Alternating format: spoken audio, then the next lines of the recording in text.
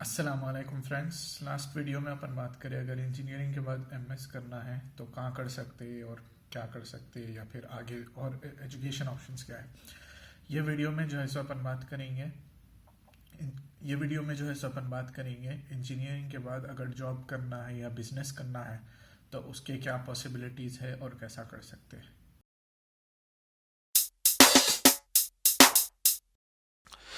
Masters के बाद हो गया जॉब।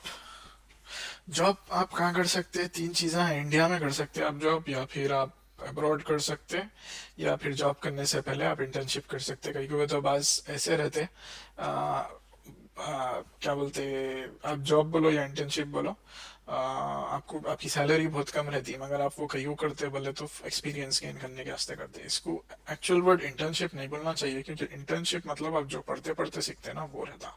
इसका एक्चुअल वर्ड जो है अप्रेंटिस या फिर अप्रेंटिसशिप बोलते हैं, विच मीन्स के आप जो है सो कम पैसों में या फ्री में किसी को काम करना चाह रहे हैं किसी के साथ, just to learn what they do. तो पहले बात करेंगे अपन इंडिया के अंदर की जॉब्स की। इंडिया के अंदर आपको गवर्नमेंट सेक्टर में जॉब्स मिलेंगे। All the non IT fields, अपनी गवर्नमेंट जो है सो आईटी का काम खुद नहीं करती। आईटी का छोड़ के दूसरे काम खुद करती, जैसा मैकेनिकल इंजीनियरिंग है या फिर इलेक्ट्रिकल है, ये सब चीज़ें। तो ये गवर्नमेंट सेक्टर के जॉब्स कैसा ढूंढना बोले तो इसके लिए सेपरेट वीडियो बनाना पड़ता। कहीं को बोले तो मेरे को भी आइडिया नहीं है, मगर इसके लिस्ट्स आते और पेपर में ऐड आते, ये यहाँ पे जॉब है, इसकी यहाँ पे जॉब है। खैर उसमें से 80% 90% जो है सो पहचानत से लिंका लगा के होते समझो। मगर वो जॉब मिल गई तो बहुत सुकून रहता। बेसिक सैलरी बहुत कम रहती कंपेयर टू प्राइवेट जॉब्स, या फिर कभी कभी ज्यादा भी उतनी भी रह सकती, मगर काम जो है सो लाइट रहता समझो। कर रहे नहीं कर रहे मसला नहीं। गवर्नमेंट जॉब कैसी रहती मालूम ना। प्राइवेट सेक्टर में क्या होता बोले तो अब आप डिपेंड करता आप कौन सी कंपनी में काम कर रहे हैं। तो आपकी जॉब 10,000 से लेके 50,000 60,000 तक भी रह सकती है। और जो है सो अब प्राइवेट सेक्टर में कैसे कंपनियां हायर करते हैं, नॉन आईटी के लिए बोल रहा हूँ मैं। आईटी के लिए जो है सो ये पूरे चीज़ों पे एक अलग से वीडियो बनाता हूँ, लेकिन ये वीडियो जनरली नॉन आईटी के लिए है। तो जो है सो रिलायंस है या फिर एल एन टी है, ये जो बड़े मैन्युफैक्चरिंग के या फिर कंस्ट्रक्शन के कंपनीज रहते हैं, लोग हायर करते हैं प्राइवेट सेक्टर में।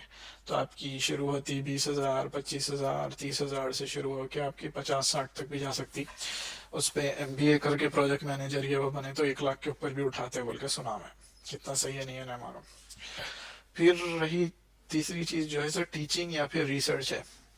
इसमें क्या होता है मालूम, रिसर्च बेस्ड जॉब जो है तो आपको पीएचडी वगैरह करना है, तो आप पीएचडी करते रहते, साइड में आपको स्टाइपेंड मिलता। तो स्टाइपेंड मिलने के वास्ते क्या होता, आपको टीचिंग करना पड़ता। समझो आप एक कॉलेज में जाके पीएचडी पढ़ रहे हैं ना, तो वहाँ पे जो है सो आपका ग्रेजुएट असिस्टेंट या फिर टीचिंग असिस्टेंट बोलते हैं, प्रोफेसर प्रोफेसर के नीचे रहते हैं आप। तो प्रोफेसर की मदद करना रहता। जैसा उन्हें एग्जाम लिया समझो, तो उसके लिए पेपर्स करेक्ट करना, या फिर उन्हें कोई एक दिन नहीं आ रहा या कोई क्लास को लेट हो गया तो जब तक जाके पढ़ाना। ये यूजुअली बाहर होता है ये, लेकिन इंडिया में भी थोड़े यूनिवर्सिटीज में होता। अब रही बात अब्रॉड जाने की। तो अब्रॉड में जो है सो आप अगर इंजीनियरिंग पास करते कि जॉब जॉब मिलना बोले तो सबसे आसान पहले रहता था, आजकल डिफिकल्ट हो जा रहा। जीसीसी कंट्री से बोले तो अपना गल्फ, ये लोग यहाँ क्या करते, अपन लिंका लगा के कुछ भी करके समहाउ हाथा पैरा मार के सऊदी चले जाते या फिर उसके आजू बाजू की कंट्रीज चले जाते। लेकिन आजकल जो है सो वहाँ भी कंपटीशन बढ़ जा रहा।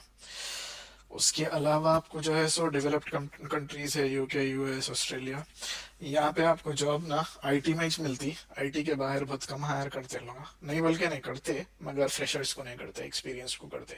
आईटी में भी ना फ्रेशर्स को खाली गूगल माइक्रोसॉफ्ट ना करते हैं, दूसरे कंपनीज एक्सपीरियंस वालों कुछ करते हैं। तो दूसरे कंट्रीज सीधा जॉब इंजीनियरिंग करते कि जॉब पे जाना है तो वो भूल जाओ। कहीं को बोले तो आप सुपर जीनियस रहना, न्यूज़पेपरों में आ जाना समझो, कोई एक नई चीज कर देना, नहीं तो उसके बिना एवरेज इंजीनियर ऐसी नहीं चले जा सकता। 4-5 साल के बाद जा सकते हैं, सीधा कॉलेज से निकलते ही नहीं जा सकते। कमिंग टू इंटर्नशिप या फिर अप्रेंटिसशिप, ये डिपेंड करता है आपके फैमिली फाइनेंशियल बैकग्राउंड कैसा है। आपको इंजीनियरिंग करते कि जो है सब मामा बोल रहे हैं बेटा घर तो वहाँ कुछ चलाना है बोले तो ये this is not a very good call. कहीं को बोले तो ये जो है आपको सीखने के लिए है, तो यू कैन अस्यूम कि आपकी यहाँ पे सैलरी 0 से 10 हज़ार के बीच में कुछ भी रहती अगर आप इंडिया में काम कर रहे हैं। मगर इसका फ़ायदा क्या है मालूम? आप जो है सो अगले 2 साल में बहुत ज़बरदस्त सीखते हैं काम करना, डिपेंडिंग ऑन आप किसके साथ काम कर रहे हैं, क्या सीख रहे हैं।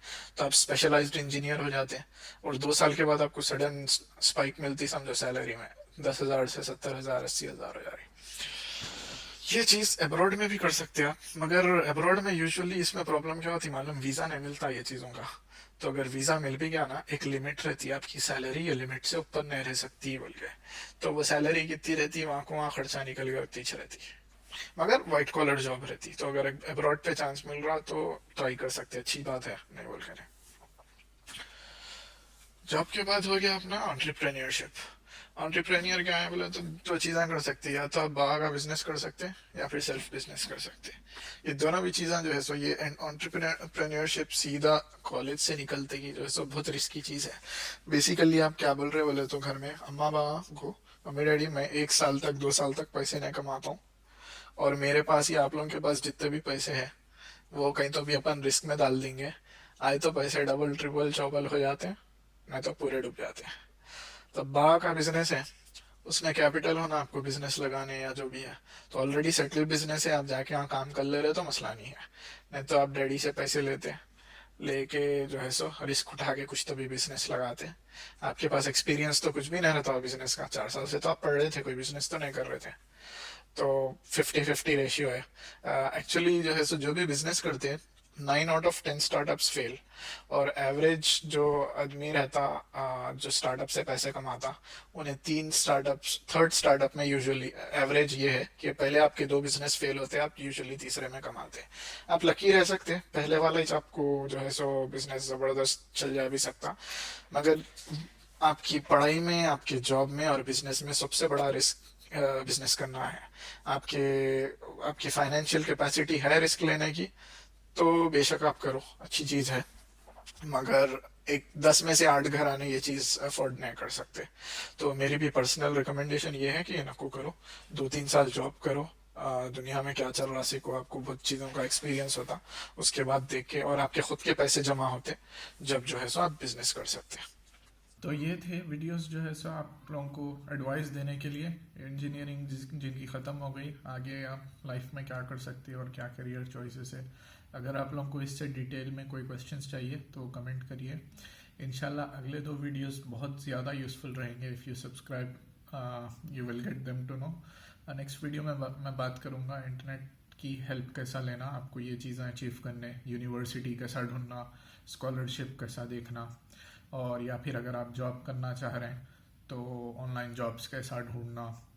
और मोस्ट इम्पॉर्टेंटली इसमें बहुत सारे स्कैम्स रहते हैं, तो स्कैम्स को कैसा फाइंड आउट करना और इग्नोर करना।